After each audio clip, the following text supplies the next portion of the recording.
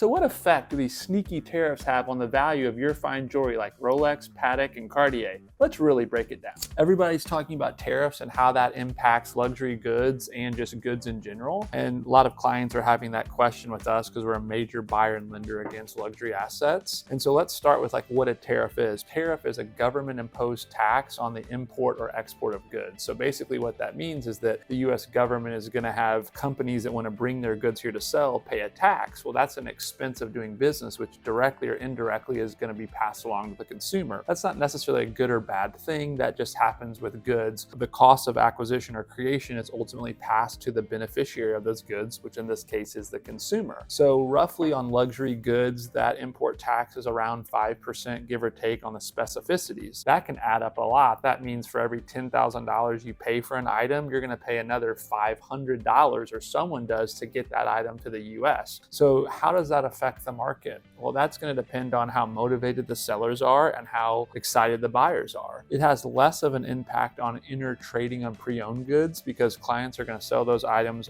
based on market demand and perhaps what they have in those items. But bringing goods in, either the seller will have to absorb that, the consumer will have to absorb that, or somewhere in between. By and large, supply and demand is going to affect the value of your jewelry much more than a 5% tariff. So I would say that it's overstated by and large. If you have active buyers who want your item, that's what's really going to matter. And if you're selling pre-owned goods, the cost of the tariff didn't affect you anyway. So we'll see what really happens, but by and large, it's overblown. Supply and demand fundamentals drive all markets. So if you have items to sell, the tariff isn't really going to impact you. I mean, sure, new comps could slightly raise, but those are new items. Yours is pre-owned. So, and if you're looking to buy an item, then yeah, perhaps new in condition, that price may be elevated, but by and large, it's not a material issue. If you're buying items, buy the highest quality and also buy the items that most people want on the secondary market. Secondary to market pricing helps determine new asset value. So buy quality, Rolex, Cartier, Patek, Tiffany. That's not